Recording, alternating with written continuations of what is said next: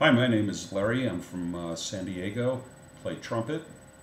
And if you're looking at this video, you're probably considering taking Kurt's high note and high register course, endurance, and that particular course. And you want to hear about that, not necessarily about me. One thing I'll mention before I start, if any of you are a little bit skeptical about doing things by phone, it really does work. Because Kurt supplements the lessons, or some of them, with the YouTube videos as well. So it's a pretty good tool if you have questions and you don't quite get it on the phone. You can certainly reference the YouTube videos and you can see how it's done close up or in terms of technique. So no worries on doing it remotely. It works, and he does do a Skype lesson with you, and so you can see face to face at some point. But for your regular weekly things, it is by phone and it works well. Turning to main challenges, us trumpet players, when somebody hands you a sheet of music, what do we typically do after we look at notation and maybe the key? We immediately scan to see how many notes are sitting above the staff, right? I mean, it's a natural reaction, and you're probably lying if you say you don't do that, or you don't need to take this course. But in any case, it's kind of that whole nemesis that we face, and why you're even interested in possibly taking the course. So it, without question, helps you do that. So that's the reason I looked into it, is that I was playing okay up to A above staff and B flat and that kind of range.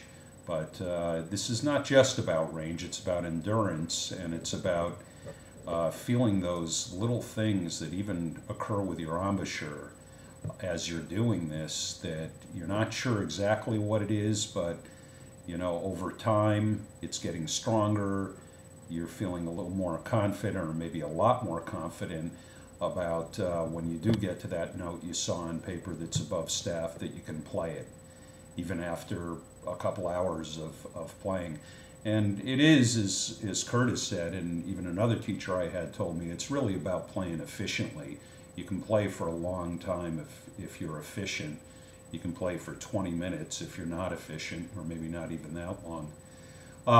You have to work this daily. So before you sign up for this, I'll repeat, you really have to look at it daily. When I say that, every 10 days, like probably most of us, you take the day off. Could be a Sunday, whatever, or after a previous day of heavy practice, or if you play in a group where you're just a little bit too tired. And that's okay.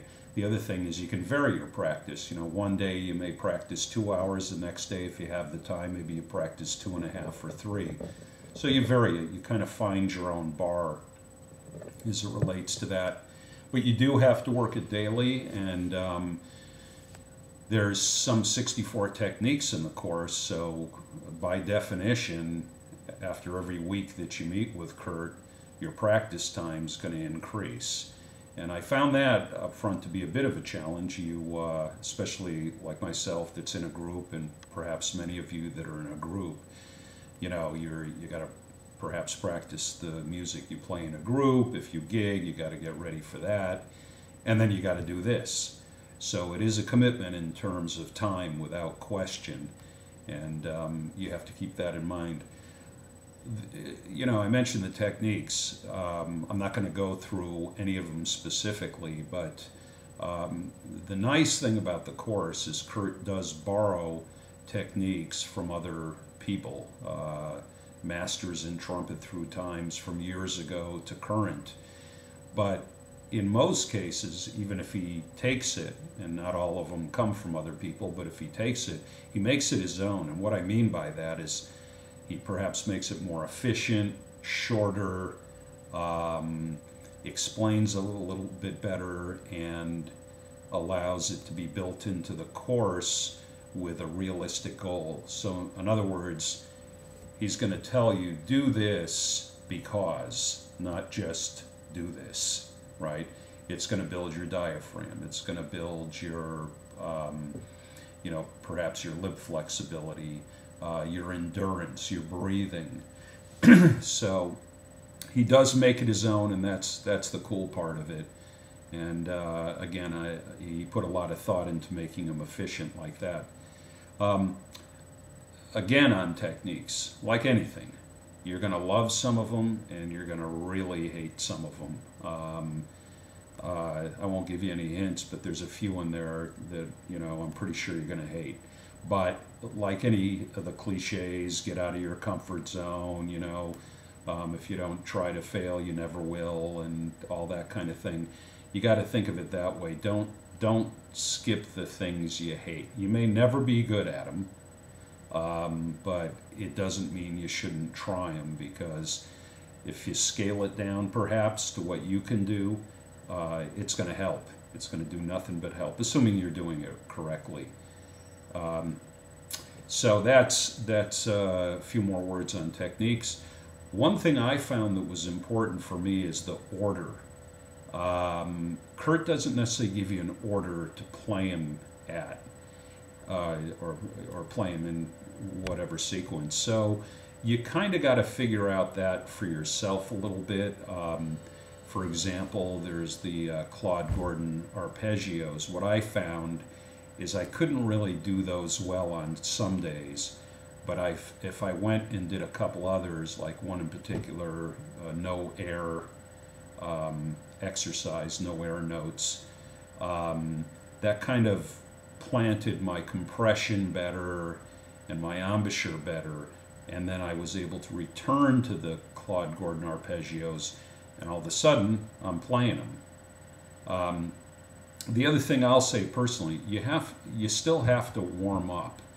Yeah, there's lip buzzing here, there's mouthpiece buzzing, there's pedal tones. In my case, I find through the years there's absolutely never been a better warm-up technique than just starting on low C, long tones, go up chromatically to whatever you can get up to, and then take a break. Initial things. So I've tried many things. In my humble opinion, that's what helps the most. So I do those first, then I start the things in this course. So, you know, a couple of last comments here. You got to understand that this course will give you a huge pad above and beyond what you're typically going to play. I mean, if you're playing a jazz chart, and let's say it has, you know, a few A's above staff or B's above staff, etc. I mean, let's face it, most charts are like that. I mean, you know, you're not playing, you know, E's or F's or G's, but it gives you that path like anything else. It's like a runner that runs 5 miles, but he really wants to train to be able to run 3 real well. I'm sure you can think of a lot of analogies to this. So it gives you that pad.